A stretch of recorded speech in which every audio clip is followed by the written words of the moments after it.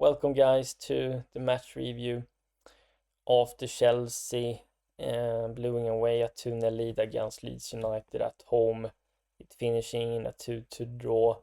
We're dropping crucial points ahead of the top 4 race and has made it more difficult for us. And we played so well in that first half. I thought it was perhaps the best first half under Leon Rossinier so far. We were dominating Leeds everywhere. They couldn't find answers on how to stop us. We were gaining more and more ground. We came closer and closer to extend the lead. They barely created anything. And we taking a 1-0 lead thanks to a fantastic through ball from Palmer to João Pedro, who shipped it very composed over Leeds goalkeeper Darlow, I think his name is. And we're going in to second half. The second half begins. We're being rewarded a penalty. Pedro being pushed again. Very clumsy from the Leeds defender. And Cole Palmer slots it home, leading 2-0. And I'm thinking, surely this is it. And we're going in strong in the second half, actually. We don't play too poorly, I would say. The goals we're conceding is coming from mistakes, simply, from the players. You could argue that maybe Josh shouldn't start. Maybe he isn't ready. Saw a couple of nervy mistakes in the first half where he was forced to take a tactical foul. Otherwise, Leeds could have scored from a dangerous transition. He's not clearing the ball away on that second Leeds goal. Instead, he thinks that Sanchez will come out. But when you have so many Leeds players around you, you have to clear the ball away.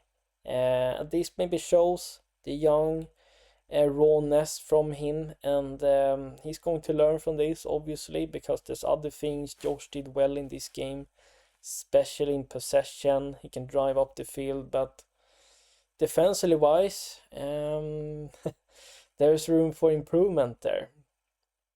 So if the ball is in front of you inside the box and you are in a uncomfortable situations, we leading 2-1, you have to clear the ball away.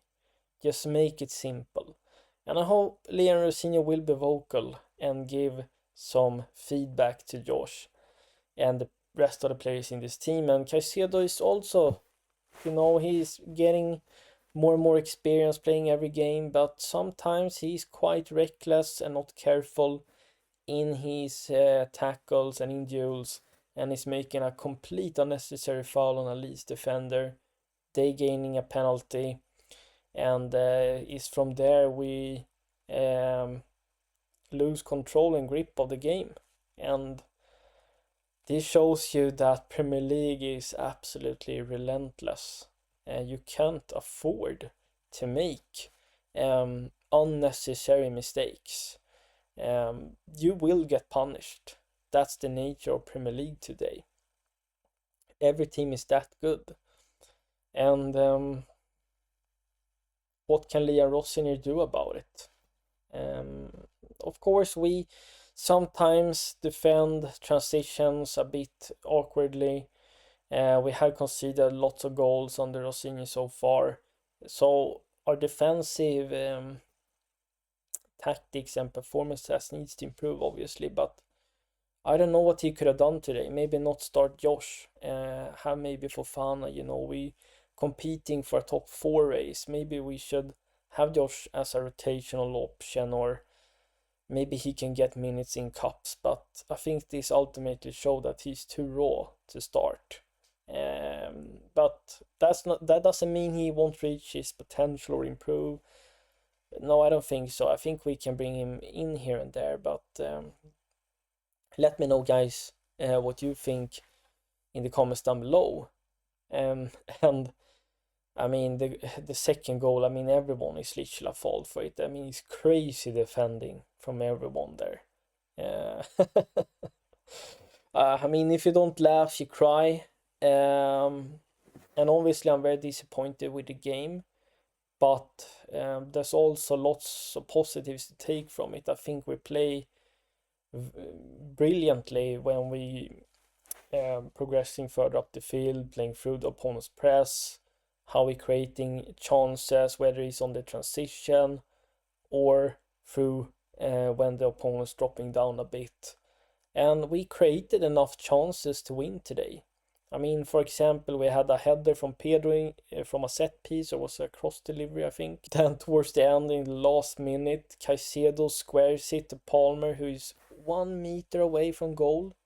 The whole open net is in front of him, and he skies it up to Mars. I think I see the ball here up in the sky. I mean, you can't, when you're close to goal and you have open net, you have to lean forward and just try to steer the ball downwards. So it's a crazy-esque Raheem Sterling miss. It's that typical Sterling miss. I think it was in Champions League, and Pep Guardiola fell down to his knees and he couldn't believe what he saw. So yeah, we tried to throw in the kitchen sink this time. Actually, we tried to push towards Leeds at the end. We came close. We had the opportunity, but we couldn't take it. And yeah, but as I said, I really like the setup from Liam. You can see the formation here, by the way. Yeah, here it is. Played a 4-2-3-1, but in possession, especially in the first half, it was more like a 2-3-5 or sort of 2-2-6, with a sort of diamond in midfield, similar to how we saw in the Maresca. But instead, we also had, instead of having three makeshift defenders, we had Cucurella bombing up left and down, and him and Fernandes could interchange with each other, who was dropping down and helping the backline progress the ball further up the pitch and into the opponent's half. So I really like that from Leandro Senior. He adds versatility and flexibility. I also love how we utilized Palmer in a sort of free role in this top of the diamond, like Maresca did. And I just feel like Palmer was in so many good situations where he could set up that through ball to João Pedro. He was in other moments where he could have a shot on goal, or find other teammates in better spaces. So in this position, I think Cole Palmer will really thrive. It's just that, and this comes from most of the players in the team, it's just that final extra detail or decision making that needs to get better. And we're gonna become more deadly and clinical in the final third. And I also love how Fernandes Palmer also could interchange positions. We could also start Estevao, Palmer, Fernandes, João Pedro, in Santos, Caicedo, all these guys at the same time, and find a way to actually make it work. I thought we were very balanced. And it's so nice having Palmer in this middle, in this center position, Estevao on the right and Pedro up front, because then they are so close to each other and they can combine together to get to create chances for each other. And in the second half, when we were trying to throw the kitchen sink in, we changed to this 2-2-6 formation that we have seen so far, when Leandro Senior wants us to push for a goal. And I absolutely love the flexibility and in-game management from him. And I tried to make early subs. I thought it was the right subs to make.